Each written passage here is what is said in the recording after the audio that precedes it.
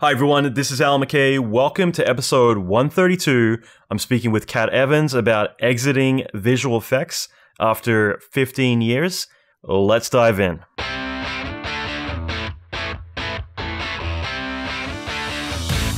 Welcome to the Alan McKay Podcast. Alan is an Emmy Award-winning visual effects artist and mentor to many leading industry experts. Listen in as Alan talks with other industry leaders in film, video games, and visual effects about their experience, lessons, and methodology. Alan will teach you pivotal advice to fast-track your career, better your skills, and reach your ultimate dream job. Check out the latest episodes on alanmckay.com.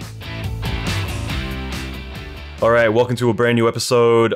This is a follow-up to a previous episode with Kat Evans. Episode 127, I spoke with Kat about women in visual effects. Now, this is part of a much longer conversation that Kat and I had, and I decided to break it up and make it very laser-focused on each specific subject because I feel like we covered such great information, and I wanted to really just make the episodes much more subject-focused. So, this episode, Kat Evans and I talk about her changing careers after working in the industry for almost 15 years. So Kat has been in the industry, I think, for 13 years, working for studios like Industrial Light and Magic, Tippett Studio, and many, many others.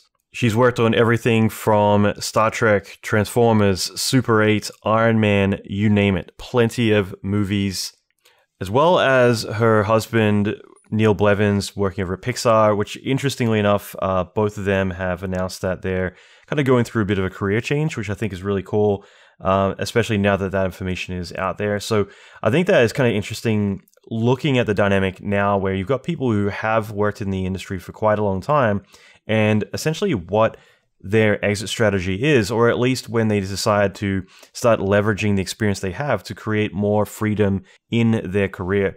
I think that a lot of us are so focused on getting into the industry, we don't really think about the longevity of it. And it's definitely a very demanding industry, both in terms of the hours we put in our energy, and there can be a lot of backlash where it can affect our relationships, our health, and a lot of other things too. And that's an episode I want to do later, is definitely going to be around health. And I've wanted to do this for quite some time, but I'm just waiting for the right time to do it. But I think it is such an important subject to get onto.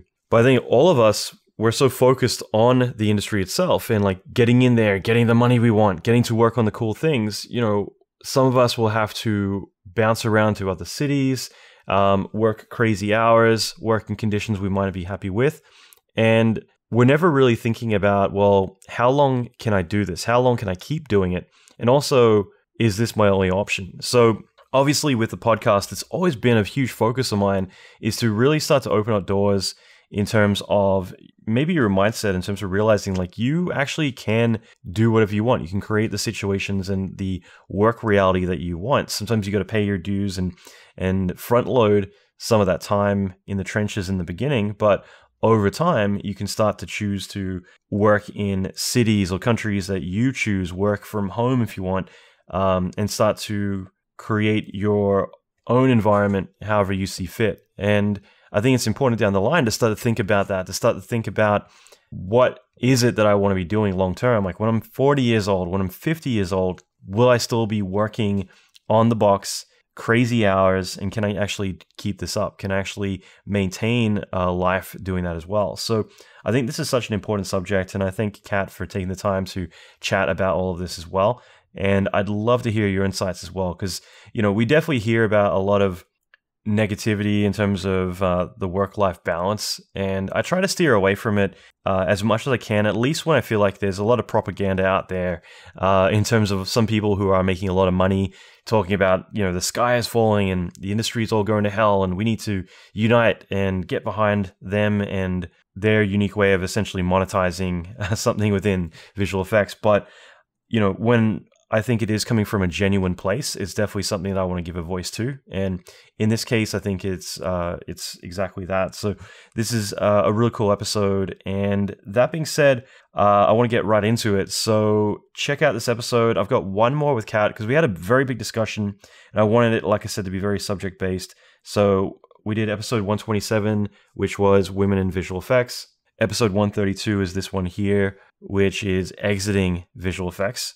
And finally, we're going to have a general chat in episode 145, and that will be obviously a while away from this one, but just in case you're listening to this episode later down the line, and if you want to continue, you can jump onto that episode as well. And that one is more going to how Kat got into the industry, a lot of her experience, and just a lot of really cool stuff that we talked about to do with visual effects. I think it's just more of a general chat about a lot of different stuff. There's a lot of really great insights that Kat is able to share, and it's just a lot of fun. So that being said, if you want to check out the show notes for this episode, go to alanmckay.com/132 for episode 132. And if you want to get on my Inner Circle email list, where you can get weekly emails, which include a lot of tutorials, training, free guides, and a lot of other great stuff. All of this is free. Go to alanmckay.com/inside, and you'll be able to sign up there. Again, it's free, and it's pretty much where I put most of my focus these days, just because I want to reward those who take action with giving them a lot of high value free content, and that is definitely where I focus a lot of the time. So that being said, check out the Inner Circle at alanmckay.com/inside. That being said, let's dive in. What I was going to ask about is now, at this point, you're moving into doing UX boot camps. Is that right? I did a boot camp. I did a 10-week boot camp. And it started in September, and I finished right before Thanksgiving. So now the holiday season was kind of nuts, but for the past month or so, I've been putting together a portfolio. And I'm closing on finishing that and putting up my website, updating my website with UX work and I'll have my film work on there as well, because people are always interested in seeing that.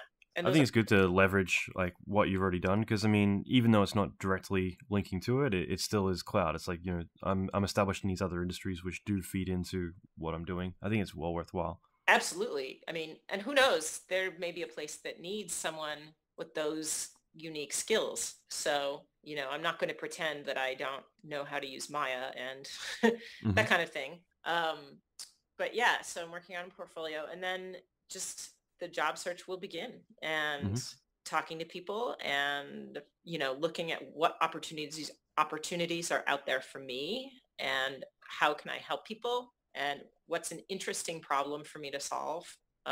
So yeah, that's kind of where I'm I'm kind of in that middle place right now. That's cool. It's pretty exciting. It's very exciting. Going back to the very beginning of this part of the conversation, but I think that there needs to be that catalyst of it's a big decision to decide I'm going to switch careers. You know what I mean? And I think at the same time, a lot of people aren't willing to do that because they feel like, well, let's say they want to get into visual effects, and hopefully we haven't scared them off. I think that a lot of people think, well, it's too late for me because I'm 30 years old and I've been an accountant for this long, and therefore I'd have to start again. And I think a lot of people have that mindset that they would need to go and work $12 an hour and be a junior again, and they're literally starting from scratch. And I think that the key thing is to realize that you can leverage everything that you've got so far in your career. And there's a very different mindset between a 30-year-old and a 20-year-old in terms of all the life experience that you get that allows you to be able to walk into a workforce and be able to still, be able to retain information and ask the right questions and take a lot of what you've learned so far and still apply it. So, the idea of you're literally starting from scratch if you switch careers, I don't think it really applies or doesn't too often. Oh, you're so right. When you say that there's a big difference between, a 20-year-old fresh out of school versus a 30-year-old who has worked for 10 years, even if they have worked as an accountant or in a field that's completely unrelated, they've still done a number of things. They've worked in a professional environment. They have presumably communicated with other people, collaborated with other people. There's all of these kind of, they like to call them, I think, sometimes soft skills. I hear that more and more, the hard skills and soft skills. Yeah, like the ability to give and receive criticism. That's a big one. Being able to listen, being able to write a professional email, being able to present something. Public speaking skills are really important. And when you're fresh out of school, you haven't had those professional experiences. You'll get them, just be persistent and you'll get that first job and you start to be on your way. But for people who are switching to other careers, one of the things I noticed in my boot camp class is that, like, I was in a class with people of all different ages. Some of these people were fresh out of college. Some people were switching careers. And the people who were switching careers, they brought a lot of things to the table that, while they don't necessarily show up in a portfolio, they'll show up in an interview, or they'll show up when you work with them on a team. These are people who understand how to communicate. They understand how to listen. They know how to give and receive criticism gracefully, and they also know how to handle things when they fail, when things don't go well. Learning how to roll with the punches. If a client says, this is really not what we had in mind, or you're way off course, how to course correct and how to listen and understand, oh, well, maybe I don't understand this problem as well as I thought I did.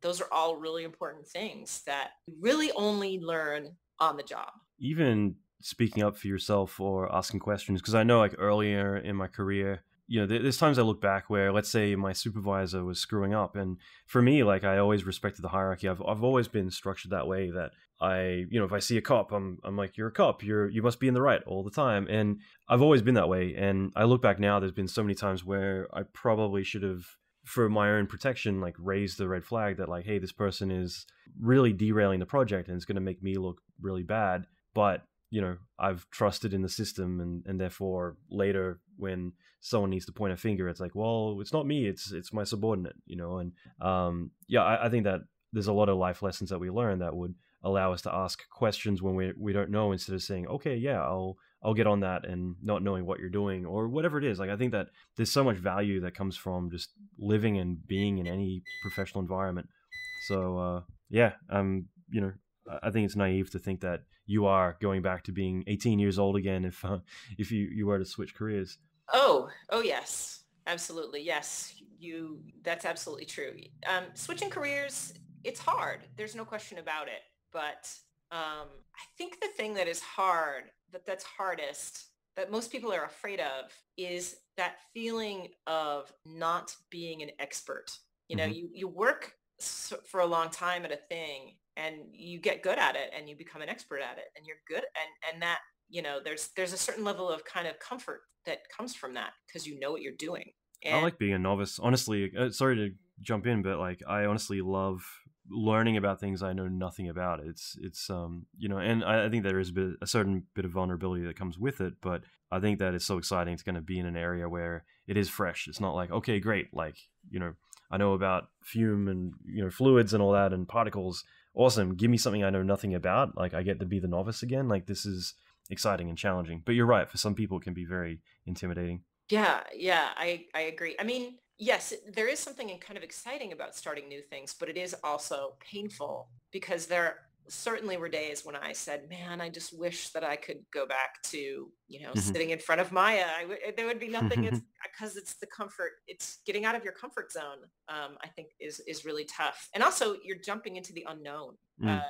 You know that you're going to be able to perform at a certain level in your old career. And sometimes you say to yourself, am I going to be able to do this new career? Am I going to be as good at this new career as I was in my old career? And that can be really scary. But do you ever look back and say, man, I wish I could just open up Xeno? No. Just I waited for the answer. I'm like, no, I really want to know. No, I mean, what would be great is if I could maybe integrate some of my old skills into doing a new job, but just to clarify, Xeno is a proprietary tool at ILM. Hey, not to slam the developers at ILM for Xeno. It's an extremely powerful, amazing piece of software. It's just, at the same time, when you grow up with something that you're used to, let me just put it this way, it's the only piece of software where I felt I had to actively think before I did something. Yeah. And I remember opening up Macs one weekend on my laptop, and I actually got giddy. I don't get giddy ever. Okay, but I literally felt like the software was reading my mind because it was muscle memory. I just could do something instead of having to think like, okay, I hit 7 to see the texture. Okay, the texture's not okay. Why is my texture not appearing? Give me 2 hours. I'll get this. So yeah. Okay, and I will say that ILM's camera solver is amazing, and so there were things I could do with their proprietary software that I was hard pressed to do anywhere else. But I think that you'll find that this is true. As a visual effects artist who kind of moves from place to place, I feel like I was constantly learning new things anyway. Mm-hmm. Anytime I started at a new visual effects studio, I had to learn their pipeline. They might have different tools or proprietary tools. I mean, I moved out of Roto Paint and into Match Move, and that was a big learning curve as well. So, I mean, I think that even if you stay in the same career, you're constantly having to learn new things in many careers anyway. And, if you get a little too complacent in your comfort zone, maybe it's time to try something new. And I will share something kind of interesting that you might find. So Neil and I, a few years ago, we, as parents, we had to become responsible adults. And one of the things we did was we got life insurance.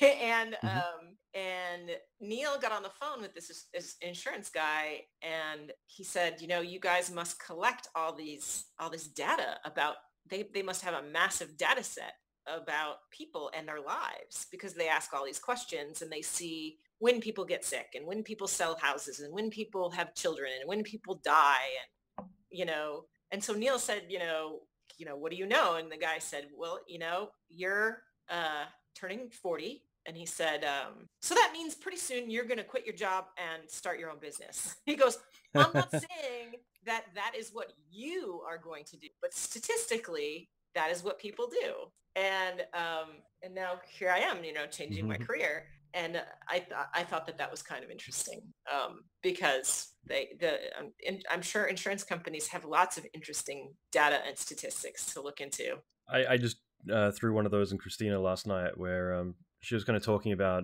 one of her childhood friendships and how it kind of, I don't know, it wasn't going as smoothly these days as it used to be. And I was like, well, I read the other day that every 7 years you're meant to turn over new friendships, so you're kind of well overdue for some new friends right about now.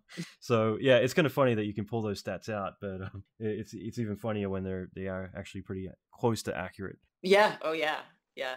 Very much so. It's funny. And I won't ask too many more questions, but again, like I do think that it's pretty amazing, kind of going through that kind of life shift at the moment, and like obviously, I guess it can be pretty scary at the same time. But how do you feel about getting a chance to try something fresh and new, and go through the wins and the failures that come with it? Oh, I feel very fortunate. I mean, in order to do this, I have had to have a certain level of stability so that I can kind of take the time to take the class, take the time to build a portfolio and look for a new job. And we're in a very fortunate situation that I can do that. Not everybody can, and I recognize that. But, I would also say that, the world there, if you try to find, you can find ways of doing things if you really want to. There's so many great online courses, and, you may not be able to do what you want to do in the ideal way, but the internet, if you have an internet connection and you can learn so many things. I took a boot camp, and that was really useful because I knew that I needed some structure.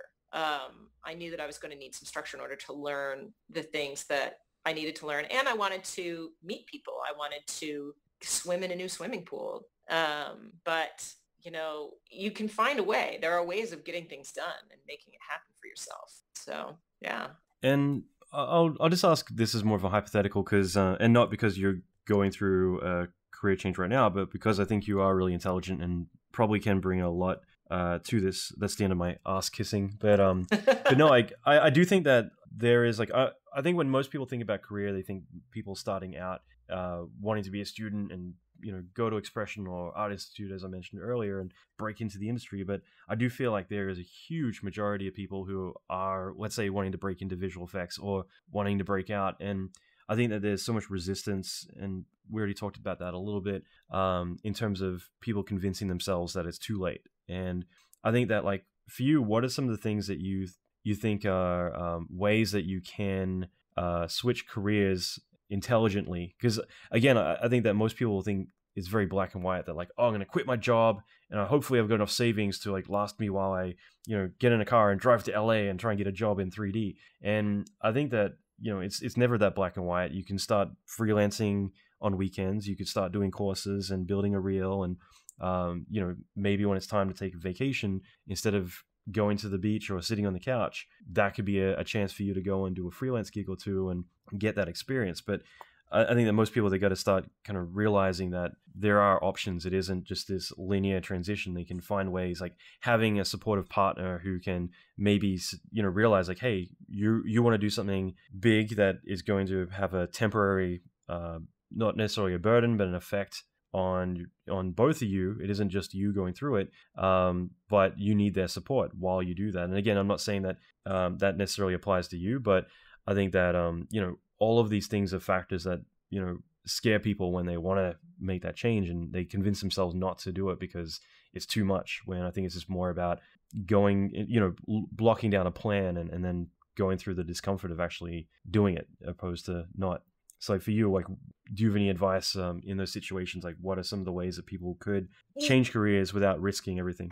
Yeah, I mean, I think a lot of what you have just said are great suggestions. I mean, first of all, I think you've got to ask yourself, is this something I really want? And like, if you're thinking about it all the time, if it's what you're doing in your free time, like if you're modeling in your free time or you're reading about it, if you're thinking about it a lot, if it's a hobby that you enjoy, and then if you're miserable in what you're doing, those are some signs that you might want to listen to. And then what you're talking about, what you just said, like maybe take a little freelance gig, maybe, depending on the industry you're in, maybe there's a way to kind of leverage your way into doing a little more of what you like to do on the job. If it's completely unrelated, yeah, then start looking at your life and saying, where is there room for me to maybe either get some training or take some time away and do a little quick freelance gig? I do think that these days, I mean, it's really tough to completely self-teach. It is really good, even if it's some kind of an online course. Like, online courses are great. And one of the great things about online courses is that you can kind of try it out. You can say, all right, well, am I any good at this? Do I like it? And you're not committing to a 4-year college. You're not committing to, or even a 2-year college. You're not $100,000 of tuition. Yeah, you're not committing to thousands of dollars in tuition. You can commit to maybe $1,000 or $500 or $200. There's so many opportunities to like stick your toes in the water. Take a class. Go buy a Neil Blevins course on Gumroad. Yeah, or Sorry, I just wanted to pay for your dinner tomorrow night. Take a Neil Blevins class or an Alan McKay class, or there's so many. Yeah, like in your free time, take one of these online classes. See how well you do. See if you like it. See what the other people, if it's that kind of class, what they think of your works. Like you'll know. You'll know if it's the right thing for you. And and just at some point you do kind of have to kind of execute a plan of how you're going to make the break. When I decided to do UX a year or two before it, what happened was I had a friend who I had worked with for years in visual effects, and I had just started working at this facility where she was. And I was like, yay, I'm so happy we get to work together again. And she pulls me aside. She goes, listen, don't tell anybody, but I'm leaving the industry and I'm going to become a developer because I'm going to go do a boot camp. She's like, wow. You should too. And so, what was great was that she went and did this thing, and I was able to kind of witness what her experience was. And she didn't have a partner or anything. She did it on her own. And I have to give her a lot of credit. Her name is Kristen Borges. She was a texture artist. And now she's a back-end developer in the tech industry. And that's so cool. she's, she's a badass. And It's such a different industry too. I It's know, not- yeah, but sure. think of the amount of little strings of code that you deal with, Alan. Yeah. So there's a lot of logical thinking that's involved in what we do. Mhm. And watching her, and sitting down with her and having conversations with her, she was great because she was like, yeah, this is what I thought was going to happen, and this is what ended up really happening. And she's like, I didn't think it took a lot longer. She's like, making the job transition takes about a year or 18 months, and you need to be prepared for that.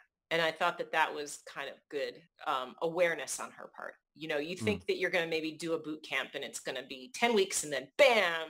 That's right. Those abs just pop on as soon as you swipe the credit card. You're like Batman in the Lego movie with your extra abs. And, no, it doesn't work that way. I think that people need to know that reality, because that way it's more reassuring as you're going through it, instead of the frustration and the angst of maybe feeling like, hey, this isn't happening as fast enough. But if you go in eyes wide open, knowing that, hey, like, this is going to take time and there's going to be resistance, there's going to be frustration. As soon as you start to get those wins and make that progress, then it's a lot more positive, rather than it being discouraging in the beginning because those expectations aren't set. Like, why am I not getting the results that I, ignorantly thought were going to happen instantly? Yeah. Oh, yeah. One of the things I did, which I think was really smart, was I said, okay, I think I'm going to do this boot camp. And what I did was I said, there's got to be somebody else here in the Bay Area who used to work for ILM who did this. And I got on LinkedIn and I kind of did some searching. And I found...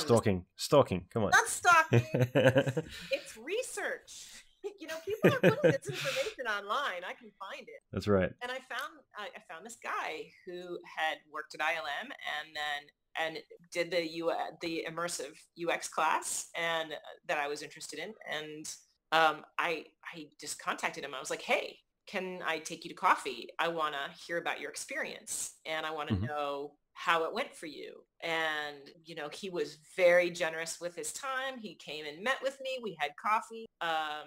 He emailed me. He sent me a bunch of assets and things. And he's like, here's some of the stuff that they gave to me in my course. Cool.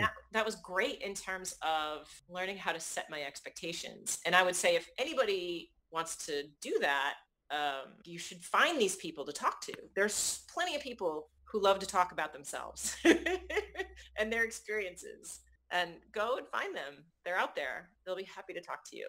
No, I think it's brilliant advice. Yeah, because again, like, there's bound to be other people who've walked the same path as you. And if you can learn from their experiences, like I was talking, I'll bring Christine up for the third time today, but we're talking about, early on in her career of what she does now, she wanted to start her own business right away. And I was very much like, you should go and work for someone else first and, essentially learn from all their mistakes rather than having to create all the mistakes yourself, and I think it's more about you're able to learn the way instead of having to figure it all out on your own. And again, like, having someone else having already done it, there can be a lot of critical stuff that they can tell you ahead of time, like, hey, you know what, it took me 3 months to figure out that this is what I was doing wrong this whole time, or these are the things I wish I had known earlier on. And again, you can choose whether or not to take that in or whether to disregard it. But having the more information presented early on to you, it allows you to really kind of set yourself up for success. Oh yeah, yeah, and yeah, that person can help you get a handle on what to expect in your job transition. Mm-hmm. And that person is also, one of your first contacts in a new industry. I was just going to say it. Yeah, it's exactly. It's so much of things just come down to human relationships. Getting back to where we started, Alan, in the beginning, and networking and talking to people. I want to say I read something like 90 or 89% of jobs are found through somebody that you know. And so, building relationships and getting along with people, talking to people, not being afraid of saying, hey, I'm starting a new career and I know that you do this thing and I was just wondering if I could talk to you about it. Mm-hmm. There's nothing, most people will be happy to help you out. Most people want to help others. I genuinely believe that. And most people won't actually do that. Most people won't reach out because they'll convince themselves, because it's easier to not do anything than to actually get out of your comfort zone and do anything. So I think that a lot of people are going to be like, they're not going to reply, it's not worth my time. But as soon as you do and you start doing it, you'd be surprised at how many people respond and are willing to give you their time. One of my friends actually, him and his twin brother, they're directing their first feature film right now. And I was talking with a friend of mine recently about like how we knew each other back in like our early 20s, and he and his brother would win all these competitions. Like they'd open up the newspaper on the weekend and there'd be all these little coupons and they'd send them all in, and they're always bragging about like, oh yeah, we win so much stuff, because they're always going to events and have movie tickets and premieres and all this stuff. And it's because their whole philosophy was that nobody ever thinks they're going to win, so they never apply for anything. So these guys just clean up by entering every competition and winning every single thing. But for me, that's kind of a metaphor for everything else. It's like most people convince themselves not to try in the first place, and because of that, you're 100% guaranteed not to win. But for everyone else who tries, like it's 50-50. And you'd be surprised. Like if you contact 4 people and one person replies and they meet up with you, well, what if you contacted 12 people? You're upping your odds. So it's all about just getting off your butt, facing the fact that rejection isn't the end of the world, and just going out and doing it and creating all those opportunities for yourself. Oh, 100%. Absolutely. And also, nobody ever gets to where they are without the help of others. And that is true. And so, and a lot of people will say, well, I feel like I'm schmoozing, and I feel like I'm just like, they're not going to want to talk to me because they know that I just want something out of them. Well, if you approach that relationship from, I'm just trying to get something from this person, that's maybe not the right way to go about it, but if you say, hey, I want to take you to coffee and I want to learn from you. I'm because I just need some help.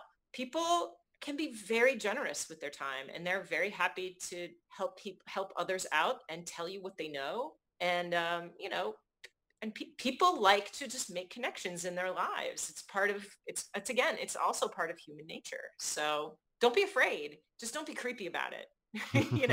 We'll wrap things up, but that's one thing that like myself and my team have been talking a lot about lately is like, raising your social capital. And, the more that you start to think, instead of like, what can people bring to me, instead of thinking about all the value you can bring to other people. And it's kind of, I really think it's like a muscle. The more you work it, the more you start subconsciously just doing it. There's a lot of people who are power connectors, and what they do is they literally just think, oh, you know what, you would be great if you met so-and-so, the two of you, like, you're doing UX, great. Well, so-and-so is working on a product and they don't have much of a budget, but this could be a great way that you could, get your feet wet. And at the same time, like if it takes off, then that could be a real good potential long-term relationship. And the more you start doing that, the more you become fluent in doing it. So there isn't that resistance. But at the same time, if you're just thinking about ways that you can bring value to other people, then a lot of that's going to come back. And it's all about not focusing on like, getting those returns, but more focusing on just, if I just put these situations out as much as I can, if I meet with more people, if I bring in as much value as I can, eventually a lot of those things will come back. And after a while, like you don't need to worry about, putting in the effort, because all that stuff's happening around you all the time. So I think that all of us need to have that kind of mindset of just bringing other people value. And so meeting up with someone, taking a little bit of time out of your day, for them, that's them putting in value, because, hey, you never know, like down the line, you might be really busy and have too many clients. So you end up giving that other person that took time out for you a chance to have some of the work that you're too busy to take on, or whatever. And it's more about just giving and putting yourself in those situations. So yeah, I think that everyone needs to kind of have that mindset. Oh, I think that you're absolutely right. Yeah. It's just, you've got to just kind of, you've got to be good at what you do. You've got to have something to offer. But at a certain point, like at General Assembly, where I took my class, they have this career coach who's like, okay, now you have these skills, but nobody knows you exist. And so you need to let people know that you exist. And I mean, it's not all schmoozing, but it's not all just working. I think a lot of people get into this idea that I'm just going to be really awesome and somebody will just discover me from this mountain of resumes or whatever. And that's not how it works, really. No. And You know, so, And if yeah. you approach it, like you say, from what can I help, what can I do to, what can I bring to the table for this person, rather than what can they do for me? Mm-hmm. You know, then that's the mindset you need to have in order to really start to have a productive relationship. Yeah, and it should be how it should be always. This has been awesome. Yeah, it's been really great. And just curious, like if anyone wants to reach out to you, perhaps to do some UX work with you, I don't know. But if anyone wants to find out more about you, like is there anywhere online that they can track you down? My website, which at this moment is I love your domain. is still in progress. My website is a work in progress. But soon it will be. It's a metaphor for life. I'm sorry. Yes, but always. But my website is cleverevans.com, and I can be reached at kat@cleverevans.com. With a K. With a K. That's awesome. K-A-T. Cool. No, this has been great. Like, thanks so much for taking time out to chat. Yeah, I've had a blast. Thanks, Alan. It's been fun for me too.